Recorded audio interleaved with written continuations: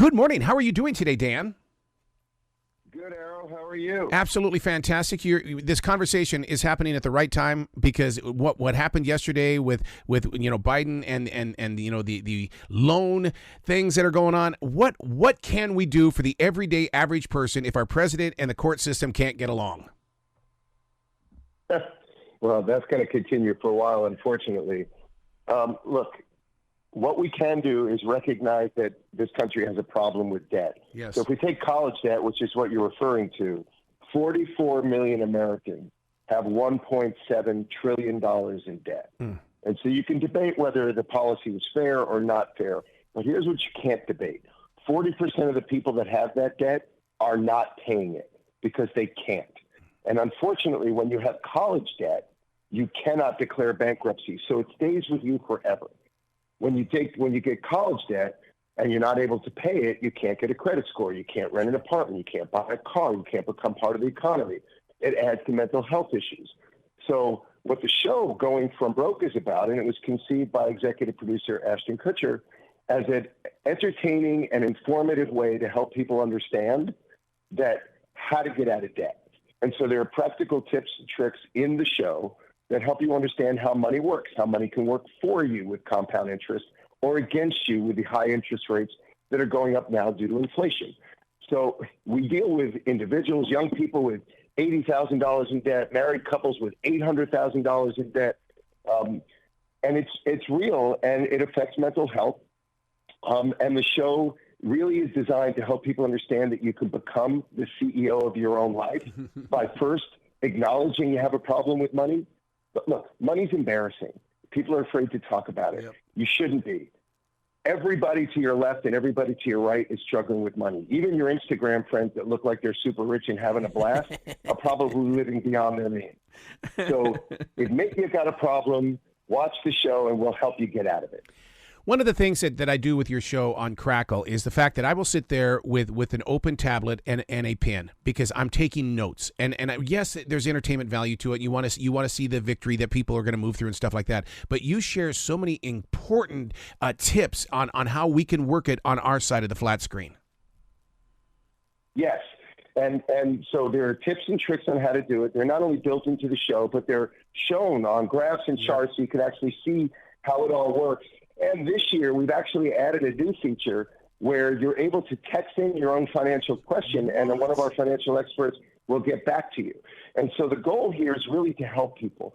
Look, what we know that in the modern day economy, that many of us don't have a large attention span. Right. We also know we get scared, and when we get scared, we quit and we move on to the next thing. We don't want you to quit. We want you to invest in yourself and learn it and become the CEO of your own life. And I'll tell you, the tricks and tips are easy to do. They may be painful because you're making different choices with how you spend your money and if you spend your money, but you're able to do them. And you'll see the beginning, middle, and end of people's journeys, of those that follow it and those that don't. Has the Powerball and Mega Millions injured the way that we think financing or being, rich in spirit has changed our life? Because it seems everybody wants to be the billionaire, and now that the billionaire has been found, it's like, okay, we're all depressed again.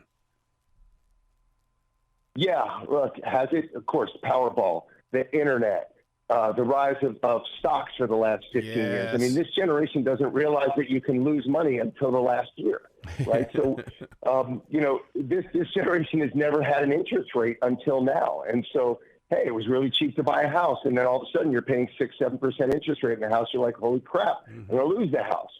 So this is a hard lesson, but the show Going From Broke teaches you that you can stop the pain and put yourself in charge of this, becoming the CEO of your own life and getting out of it. So yeah, look, this get rich quick. Look at what happened in the last 5 years of every young person, not every young person, but many young people investing in crypto.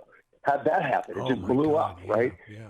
So life teaches you that it's a long journey. There's no straight lines, and that there's no shortcuts. And that those people that you think are rich and happy, are probably not either. Right, right, yeah. Putting, what is your image today? I love the idea that you put focus on a single father living from paycheck to paycheck, because men have played a major role in the past 5 years in their kids' lives, and they're stepping up to the game. But my God, when it comes to finances, they're suffering, dude, and they need a show just like Going from Broke. Well, I appreciate you saying that, because that was quite a journey, and we discovered things that we didn't know. Remember, this is a reality show, so it's entertaining. It's also real. And what I mean by real is everything you see happen, there's no second takes. So in that particular episode, when Michael reveals why he's in debt, right? But he's exactly who you talked about. He's a guy that had $90,000 in college debt that never bothered to pay it, that it ballooned up to $250,000, and he was going to go win the lottery, and that's how he was going to pay it off. Well, we know how that ends, right? So yes, look, everybody, men, women, old, young, money is hard. We live in a society now where you don't have a bank account. You don't even see it. Like, everything is on Apple Pay or PayPal or Venmo or Cash App. We don't even see when we buy a subscription. We learned that one of the couples didn't even realize they had $800 a month in subscription services that they hadn't even used. It's too easy to get a credit card. They had 22 credit cards. Like, enough already. Understand, make a budget, learn how much money you bring in, learn how much money you're paying out, make different choices, and suddenly 30, 60, 90 days later, you will become so much more confident, so much more happy, so much more in control of your life. And the show really reveals that, but the people really reveal that, because they're amazing people. Yeah. How did the Great Resignation change American history? Because it seems like that now everybody wants to just walk away, and it's like, okay, no, we need each other. Well, look, there's a lot of variables now that CEOs like myself are learning to deal with, right? It used to be, if your job sucked, you brought your work home with you and you ruined your family life. Now, if your life sucks, you bring it to work and you ruin the work life. Yep. So, we've got a whole different world now of what people's expectations are. And I'm not saying whether it's good or bad. I'm just acknowledging that we have to deal with it. The Great Resignation, for people who don't really know what it was people who either just decided, the hell with it, I don't like what I'm doing and I don't want to work and I'm going away, and the government gave me a lot of money, and that money has run out. And then there's other people who just felt like there was always going to be another job that paid you more. And now with the oncoming recession, particularly in the tech space, that's not available. And then there was remote working, which is, hey, I don't even want to come into the office. Right. So society's got to get back to figuring out what the right balance is. But for individuals, the thing that I can tell you is debt won't go away. You can't run from it. It will always catch you. And so if you're going to run away from other things in your life, which I also don't recommend, but if you are, this one you can't. And so you got to realize, when you borrow money from a credit card or a bank or the government, the money you earn isn't yours. It's theirs. And they expect it, and they're coming to get it. And so the show helps you understand, or you get to keep more of it. How do you sit down and get these stories together in the way that, because, I mean, you've got a heart full of compassion, and you also have that leadership skill that says, look, we're going to get through the dirty mess, but you're going to have to relinquish some of what you think life really is. Yeah, look, I'm 61 years old, so I've lived a lot of life. I come from a family where my brother didn't go to college. Most of my cousins didn't go to college. My mom was a public school teacher, a single mom. So I came from a background where when I was graduating college, she was getting divorced for the second time, and suddenly I was broke. I also got laid off on my first job in the first 2 hours. So I've experienced a lot of life. I didn't start in the position I'm in now. It took me a long time to get here. And so I can have empathy for people because I've experienced a lot of things. But also, during the pandemic, we all learned a lot. And I was very fortunate that both my daughters and their boyfriends lived with us for well over a year. And, my daughters were fortunate. They didn't have to have college debt, but both the boyfriends did. And so we would sit down every night and we'd do their budgets. We literally did the show with them.